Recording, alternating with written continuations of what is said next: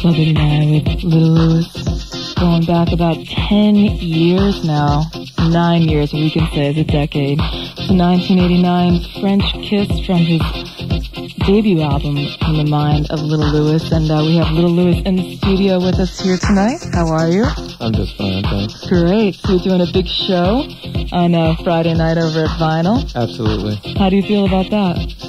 I'm very excited. It's been a couple of years since I played in New York, and I'm anticipating.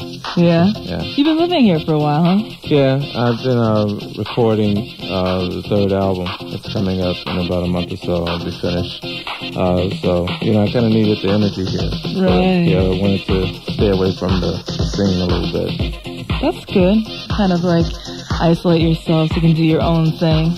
Yeah, refuel the tank. Exactly.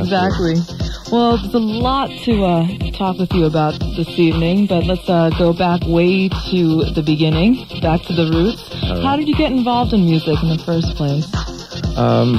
My father is a jazz and blues musician from Chicago. His name is Bobby Sims, and he played with B.B. King way back in the day. He had a record deal with Chess Records, and I guess, as he started raising a family, he developed a conscience, a guilty conscience, and wanted to drop out and take care of the family.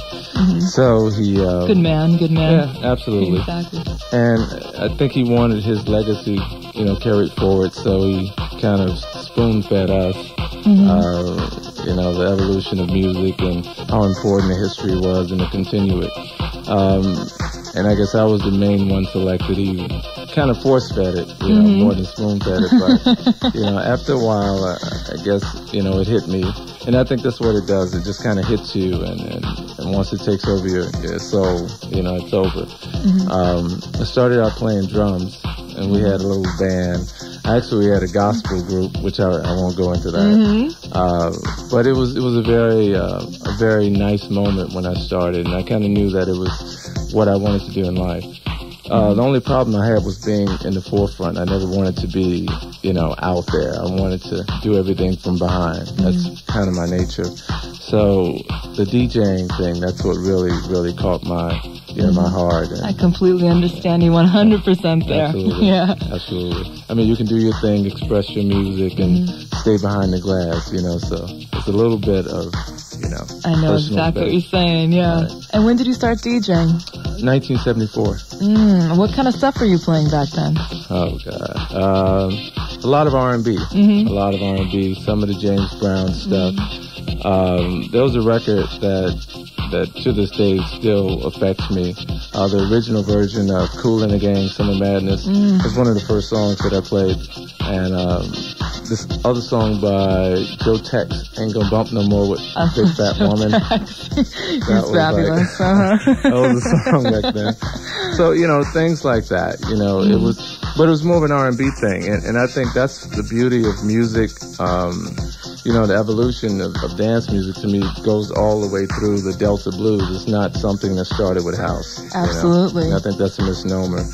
You know, because James Brown, I consider that dance music. Absolutely. Even the stuff on Motown, or you go back to the 50s to the R&B music back then, you know. Absolutely. I was in Italy about a month and a half ago, and I played You Keep Me Hanging On by Diana Ross and the Supremes back in '64, and the crowd didn't miss a beat. You know, to me that's dance music. It is. So, you know, and I think it also goes back into, you know, good music has no definition, has no true boundary, you know, and that's something my father taught me. Great. So I guess in the mid-'80s, the whole house scene started to develop in Chicago. Yeah, I think actually it started a little before that. It really started in the late '70s because what I started doing, I noticed that DJing became pretty popular, and I wanted to separate myself from the pack. And actually, my mother gave me the idea to bring a new dimension to the table, so we started remixing a lot of the songs from Philly, Harold Melvin and the Blue Notes, the Stylistics. This song, one of the first songs that I did was a song by Blue Magic called Look Me Up. Blue Magic, beautiful. Yeah, so were you doing like 1/4-inch tape edits? Is that what you were doing? No, actually we had a cassette deck. I came from humble beginnings. I had a cassette deck, and what we'd have to do, we'd record a piece of the music, stop it exactly, and then we'd go back to the record, cue it up again, stop it exactly. I did Let No Man Put Us Under, and it took me 4 days. Oh, wow. But, you know. Do you still have all those versions? Yeah. You gotta start pulling them out and playing them for us. Absolutely. Well, some of them are a little old and frayed. A little raw, probably, huh? It was a little dirty, but, you know, it was a beautiful thing, you know. And then, you know, as technology developed, I guess, you know, I kind of went with it. So. So how did it feel? What was the musical environment in Chicago at that time when house was just developing? Because it seemed like it was such a hotbed for DJs and producers and musical artists and singers. What was the vibe like? Oh, it was, I mean, I guess the closest thing that compares now is overseas. I mean, there are a few spots that, Angels of Love, for instance, in Italy and Naples, is a very free situation. People just came to party. It wasn't about, you know, how you looked or any of that. And I think that element transferred into the music, you know. It was very raw, very pure. And it was also very naive, and I think that really assisted the music. We didn't know what the hell we were doing. We didn't know, you know, we weren't trying to develop a scene. We just went with our hearts, you know. And I think that's the beauty of anything. You know. Evolution happens, I think, through naivety and through mistakes. So, a lot of mistakes. It was very pure, though. Right. Very pure. Right. I mean, for instance, this song here, French Kiss, was a pure mistake. How is that? How is that? Well, the song, the bass line is actually not a bass line. It's actually a chord of a bass line that I had. And I was kind of doing a pre-mix. I was talking to a young lady over the phone. And watch out. I took the bass line out, and the conversation that we had was pretty provocative. So I was playing with the tempo, and that's how French Kiss was born. It had nothing to do with plan or, you know. Now that became a #1 hit on the Billboard dance charts. Yeah. I believe it was also the single of the year. Right. And did you expect that at all? No. I think that it was quite a pleasant surprise. I mean, for it to go #1 in the UK too, it went #1 in Europe, and that really freaked me out. I mean, because I never traveled in my life, you know, other than taking a train in New York. Next thing I know, I'm on Top of the Pops in Europe and freaking out because I didn't want to do the stage thing, you know. Wow. So it was a beautiful thing, you know, in retrospect, but, you know, it was challenging, very challenging. So all of a sudden you were not in the background like you had wanted to be. Right. You were pushed to the foreground and you had to perform, basically. Absolutely. Oh, boy. Very awkward moments the first few months. Well, that album had so many singles off of it. Yeah, and it was really weird, too, because it was a pressure situation because of the, I guess, the success of French Kiss. Right. I was forced to do an album in 10 days. We recorded that album in 10 days. And, wow. But, it turned out okay. Well, why don't we play another song from that album? Okay. One of my favorites, and I think it's one of the favorites of a lot of people that are trying to get rid of somebody. I think you know this one. Uh-oh. We'll have Lil Louis coming back on WNYU FM, New York.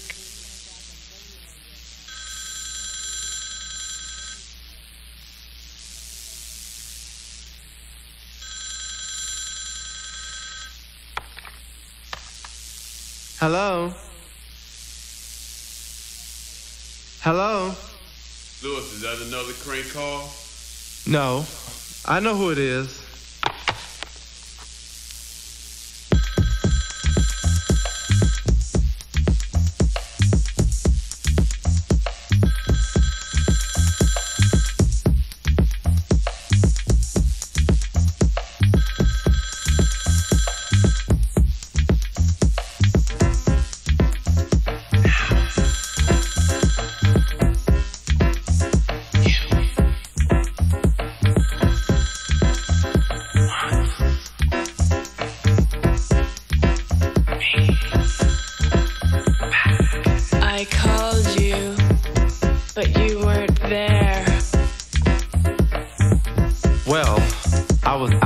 Taking care of business.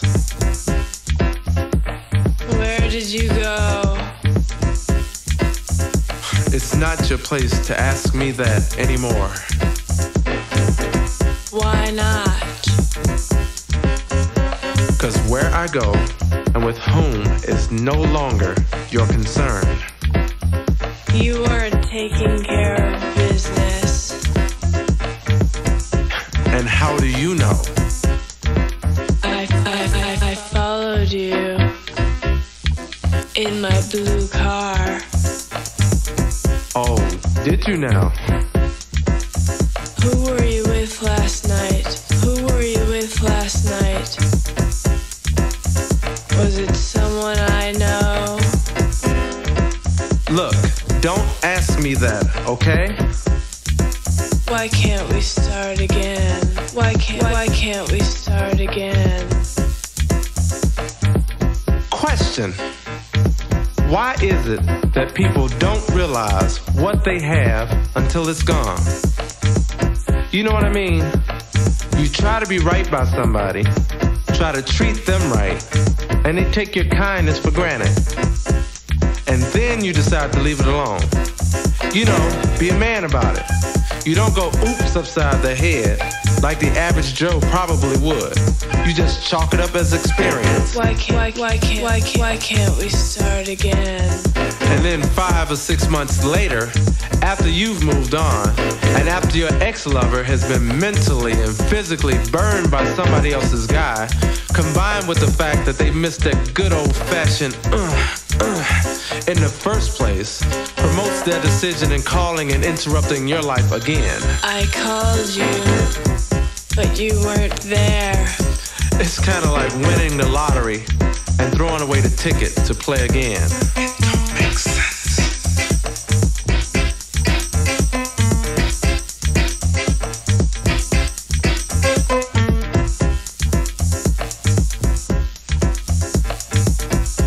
You know, I hear a lot of ladies complain that there are no good men left, but there are a few of us out here.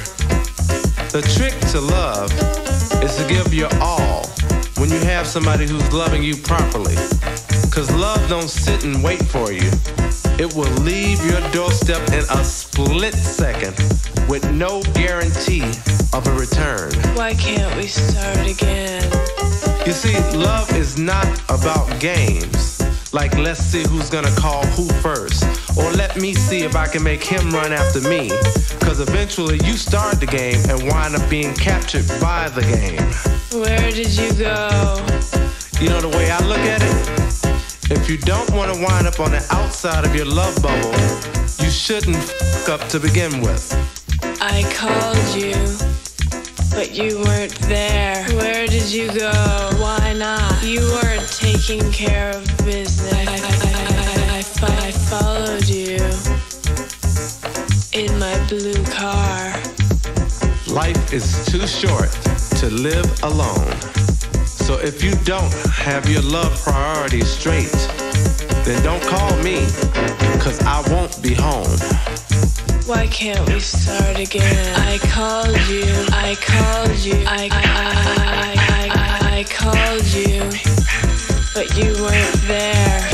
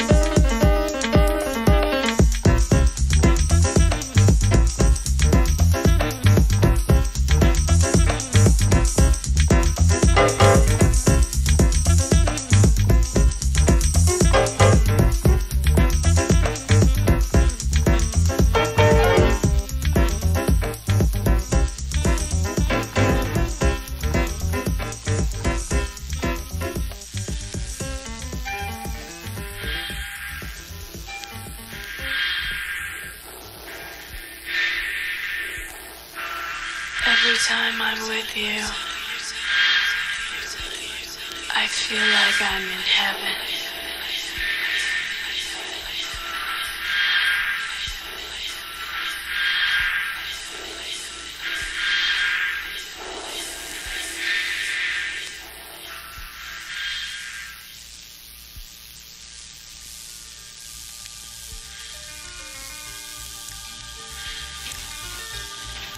WNYU FM New York. This is Club 89 Cosmo with you with Lil Louis over here. Thanks for joining me this evening. Absolutely, my pleasure.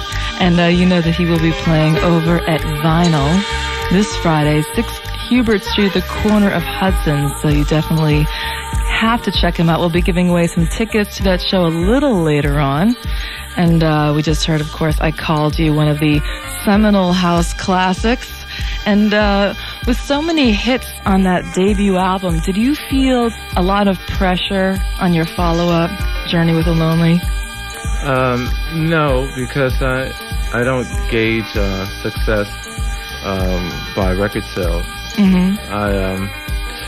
I actually was a little disappointed at the rushed effort. I was grateful that the results turned out the way they did, but you know, I felt the second album needed to go in a different direction, and I needed to display a little more of musicality and more continuity, and I think I accomplished that. You know, right. So you know, my mindset, you know, I wasn't thinking in the past.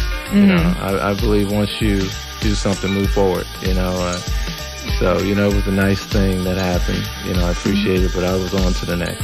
So what was the next for you exactly? Well, the next thing, I think it was more of a... I was deeper into myself, deeper into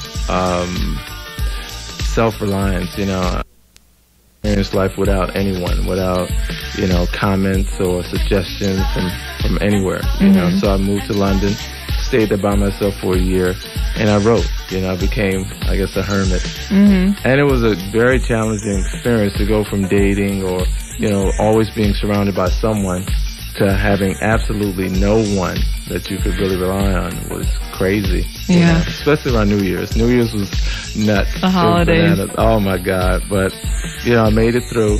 And after the year in London, I moved to New York, and that's when I just became inspired. Still lonely, you know, but I wasn't afraid to put that into writing, you know, And I guess it was more or less expression for me and freedom. You know, I needed to escape the walls that I built for myself. Right. And that album helped me do that. Right.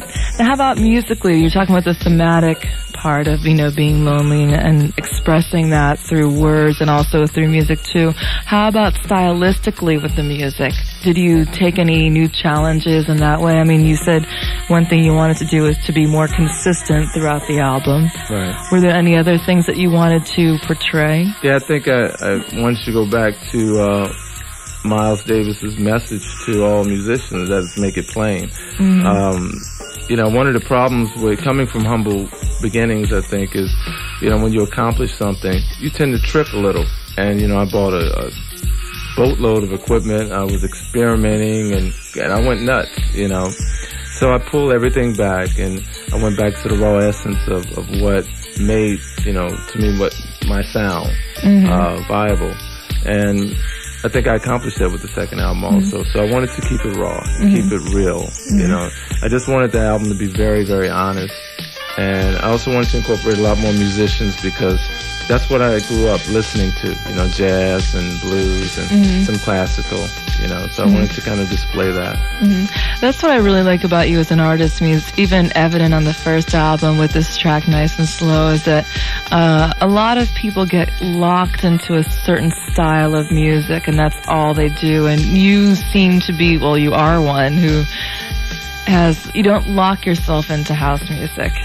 Well, I think that's attributed back to my father. I remember riding in a car. My father was a custodian, and we were riding to his work, and Philadelphia Freedom by Elton John came on the radio, and he said, I want you to remember something. I think I was 10 or 11.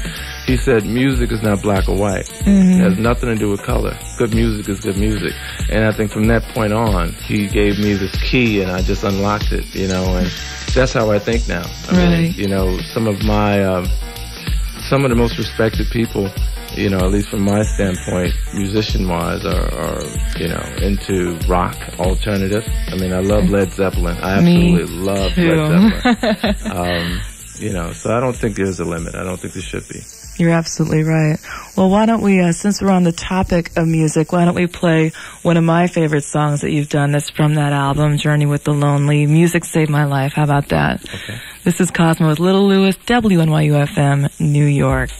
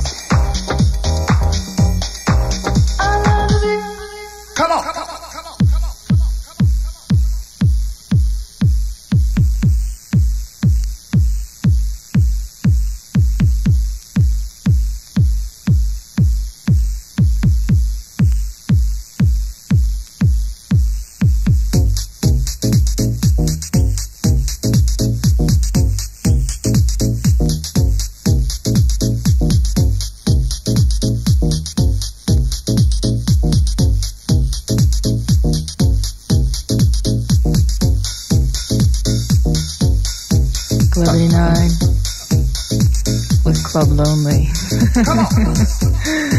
We have Lil Louis up here. I just want to mention Club Lonely. There is no guest list tonight. That's John Davis' theme song. He told me to announce that over the air to all of you millions out there listening. So as you know, there's no guest list on Friday night. And Louis is playing over at Club Vinyl, 6 Hubert Street. So anyways, as we were speaking before, after Journey with the Lonely, what happened after that for you? I think what happened more than anything is I felt that my soul needed to be replenished, you know. I rediscovered, I guess, through being alone, that family was very important, friends are very important, love is extremely important, the most important thing. That's the reason we're here. Absolutely. And I guess I was starved for affection through family, so I went home. I went to my mom and my dad. My father's getting older anyway, so I determined that, you know, moments are precious and we needed to take care of business. So we started hanging out, you know, spend time with my daughter. I have a beautiful, beautiful angel. And I didn't want to, you know, regret, you know, life later on a macro level, you know, not having spent time with my daughter. So, you know, hung out with her. We did some things, bonded a little bit. And, you know, a couple of years have passed and I'm full now. You know, I'm ready to do it again. So. Well, you seem like a very balanced kind of person. Thank you. I guess it's a result of just letting yourself live your life truly. Yeah, absolutely. And following mom and dad. You know, my mother is, you know, she is my inspiration. You know, I was born on Mother's Day. So really? we have this bond that's just absolutely spiritual, you know. What's your zodiac sign? What's your horoscope sign? Taurus. May 13th. I'm a Virgo, so all right, Virgo. We're right on the earth here together. No doubt. All right. Well, then after that, what was the next release after you took that kind of musical hiatus? Well, what happened? I think I started considering other acts. You know, some record labels came to me to do remixes, and you know, a couple of groups that I really fell in love with, and a couple of people that I've always admired. Babyface was one I did the R&B mix of For the Cool in You. I did some production work for Jason's Lyric, Donna Summers. I also did Groove Theory and Jay-Z, Ain't No Nigger. I did the wow. Yeah, so you know, but I'm very particular about you know, people that I work with, because I think you carry your name with you. Whatever you do, you carry your name, and you have to protect that name. You know, because in the end, no one loves you when you're whack, and I believe that. You know, so you know, the artists that I chose to work with, I felt, you know, and you know, just kind of taking it, you know, a little bit at a time. I didn't want to do too much. Right. And also, you know, the emphasis has been on my third album. So from time to time, I do a track. I have a couple of hundred songs, actually. Really? Yeah, that I've done in the last 3 years. Wow. So how are you going to choose? You know, that's the most difficult thing. You know, editing. Yeah. It's, you know, we have a lot to choose from. You know, I went in a lot of different directions, and also, again, you know, I went back into the, you know, the shedding aspect of my life. I think every once in a while you need to go back and to the drawing board and practice. You know, I did scales. I worked on keyboard technique. You know. I've become a lot more involved in songwriting, and you know, I pay a lot more attention to where I want to go with music. So I think I'm more focused now. How did your experience with the R&B artists help you?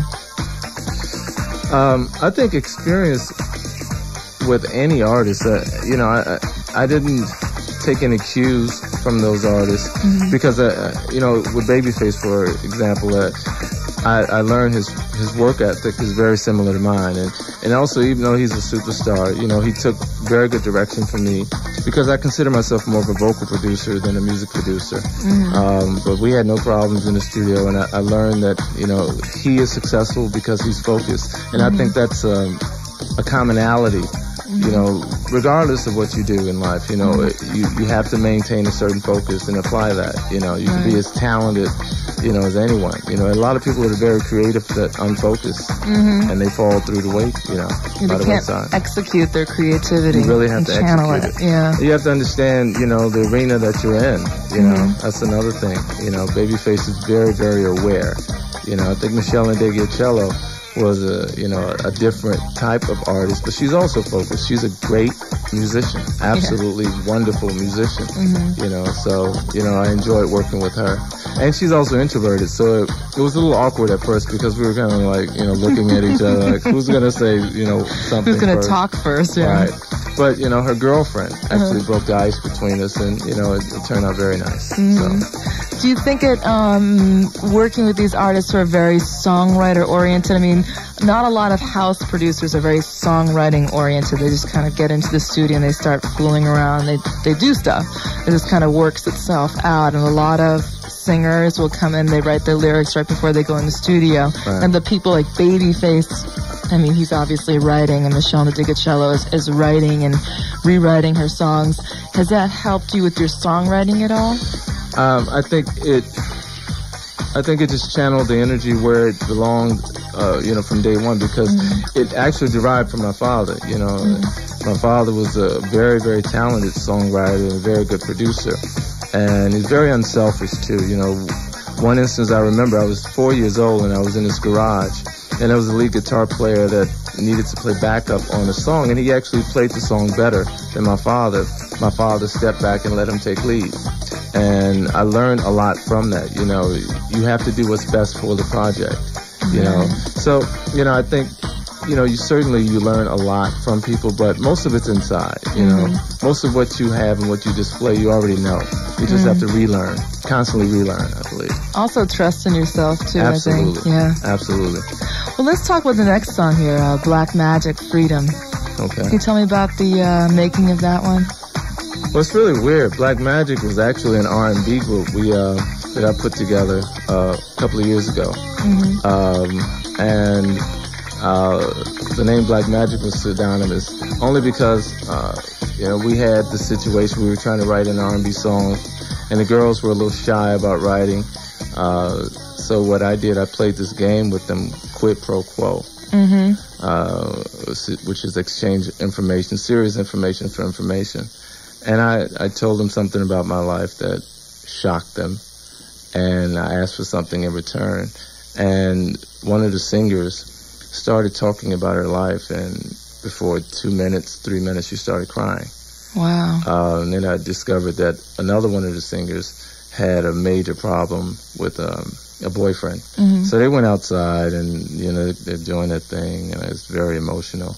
And I went out there and I tried to console them, and it hit me. I ran back in the studio and wrote the song in 5 minutes. It was about freedom. The thing that linked all of us was there was something that we needed to escape from. So within 5 minutes, I had the song. They came in, and I have the demo tape, and I would never play it, but it was crazy. Ooh. I mean, it was not about key or pitch or anything. We were just singing and screaming, and sounds very cathartic. Yeah, it was absolutely, and it was a very, very passionate song. I was very happy about the song, and I knew that because they were singers that they needed musicians. So, I played drums.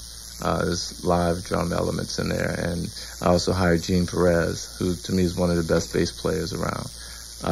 It was a beautiful, beautiful thing. Great, well, let's listen to it. This is Lil Louis presents Black Magic with Freedom on WNYU FM, New York.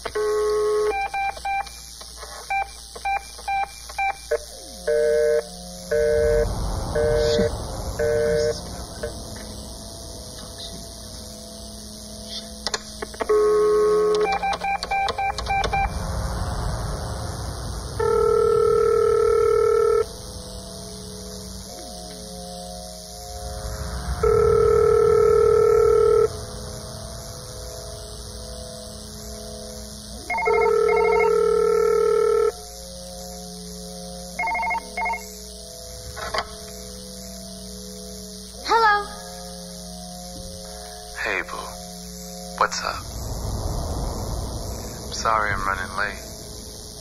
I'll be there in 15 minutes. 15 minutes? Please. Motherfucker, you said that 3 hours ago. Well, I was caught up in traffic. Caught up? What? You know what? I am finished. Yo, no, hold up. Fuck that. I ain't dealing with this shit no more. I'm dressed and I'm ready to go. I'm going to the club. He can't tell me nothing. Cause I'm out. I'm out.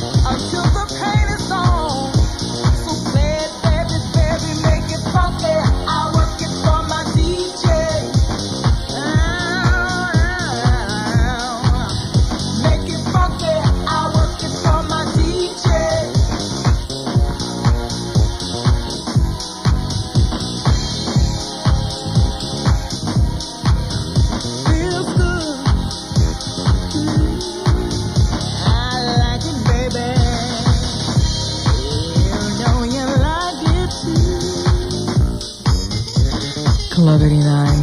This is just such a beautiful song. You know, you can really tell that you're really going into that R&B kind of feel with this. Even though it's like that house tempo, Right. it definitely has that hook.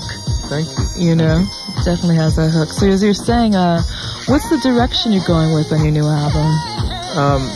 The new album is definitely a lot more musical, I would say, and everything is song-oriented now. I mean, it's, you know, songs are very, very important because I think those are the etchings of life, you know, and now for me, you know, more than ever, you know, I want to tell, you know, my people what I'm all about, you know.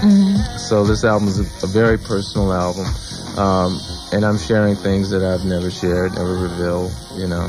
But it's, you know, a lot of music, a lot of music. You know, musicians are wonderful musicians, and you know, we're gonna do it. Anyone we would know that you want to reveal? No, I want to keep everything under wraps. I don't blame you. I don't blame you. So, is it going to be all different kinds of songs, different kinds of music? Absolutely, absolutely. It's going to be, you know, some R&B, lots of R&B. But you know, I think that the lines, you know, are very gray. You know, I think we should stop separating.